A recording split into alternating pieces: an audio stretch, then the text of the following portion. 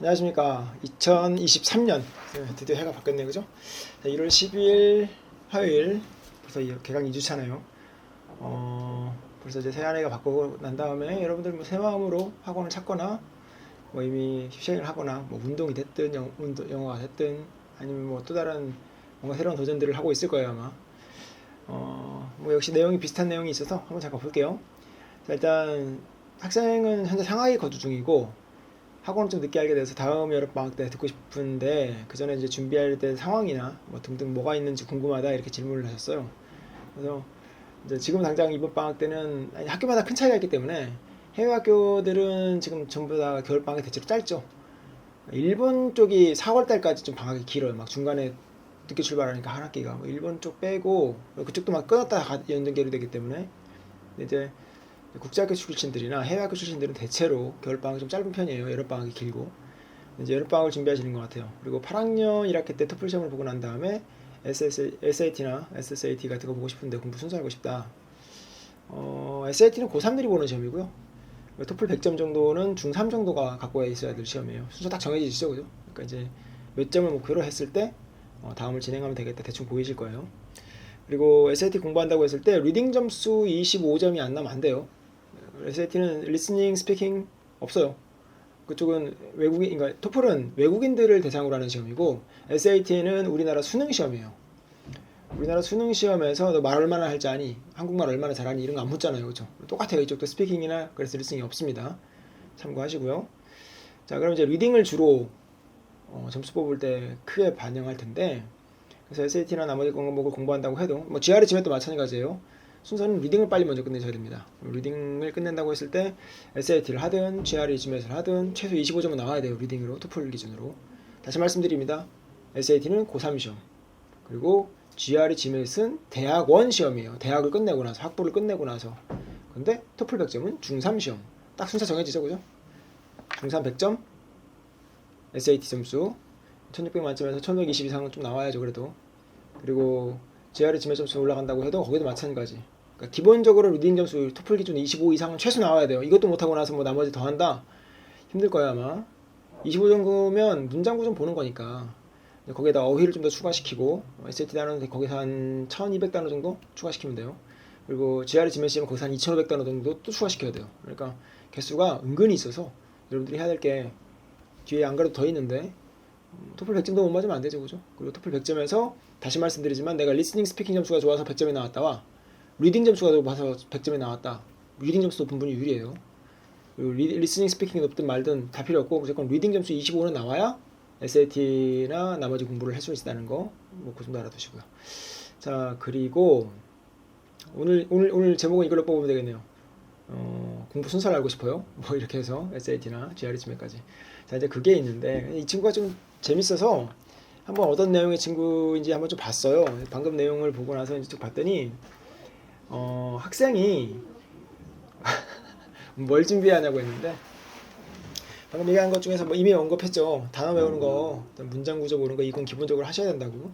근데 학원을 다니면 아무래도 문장 구조 모르는 거라든가 이런 걸 좀 더 잘 가르치니까 그건 학원 다니면서 풀 확률이 높고 혼자 풀기 좀 쉽지 않을 거예요. 대신 단어는 혼자 외울 수 있죠. 단어 열심히 외워두세요. 혼자 해야 될 게 무엇입니까? 라고 했을 때 공부 방법이나 이런 걸 안다고 했을 때 방금 내용은 이제 개괄적으로 설명을 드릴 수 있지만 한 가지 이 친구가 주니어 학생이에요. 저희들 학원 오면 이걸 적게 돼 있어요. 본인의 의사로 왔습니까? 아니면 엄마 손에 끌려왔습니까? 그러니까 공부하기 싫은가 봐요. 이 학생이 100%가 있어요.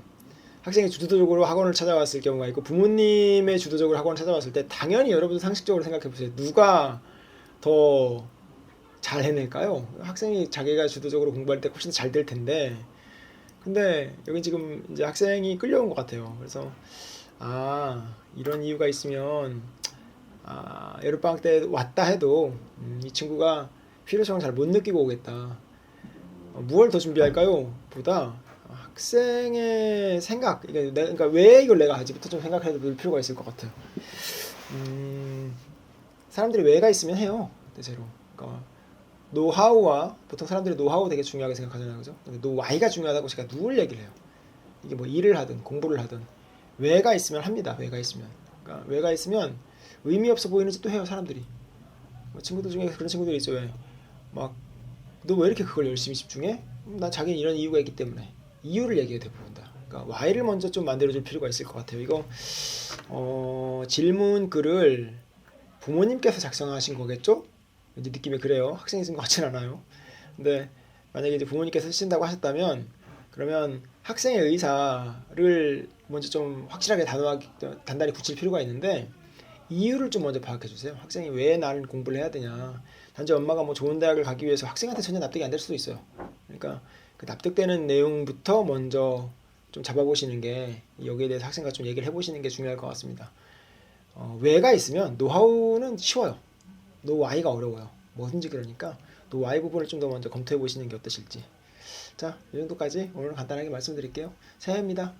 여러분들의 모든 계획이 시작되고 이제 막 작심삼일이 시작됐을 수도 있는데 중간중간에 혹시 자기가 힘들다라는 생각이 들거나 아니면 내가 하는 과정 중에서 막 포기하고 싶다라는 생각이 들면 다시 한번 우리 바닥부터 한번 훑어보죠. 이 친구랑 똑같이 왜를 한번 생각해 볼 필요가 있을 것 같아요. 근데 내가 왜 이걸 하기로 마음을 먹었지? 뭐 그 운동에 대해서 살을 빼든 아니면 뭐 체형 관리나 아니면 무엇이 되든 종류는 가리지 않고 왜 내가 해야 되지?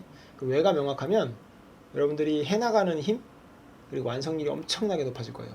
보통 여러분들이 많이 의심하는 게 방법을 몰라서라고 생각해요. 근데 방법을 모르는 건 의외로 쉬워요. 노하우를 뚫어주는 데는 정말 많아요. 근데 노와이를 뚫어주는 데는 많지 않거든요. 이런 거는 생각하기 쉽지 않으니까 지금 여기 학원에 오게 되면 매번 여러분께 몇 번 말씀드렸지만 그 Y라는 게 정말 웃기게 나오기도 한다고 말씀드렸잖아요. 그렇죠? 막 학생들이 정말 무언가를 열심히 하길래 너 왜 이렇게 열심히 하니? 뭐 그냥 이유가 되게 크지 않은 이유가 많아요. 그렇게 쉽게 접근 막 아무거나 잘 이해가 납득이 잘 되는 친구가 있는 반면에 아무리 납득을 시켜도 알아도 안 하는 친구도 있죠. 그럼 충분히 납득이 안 된 것 같아요. 그거는.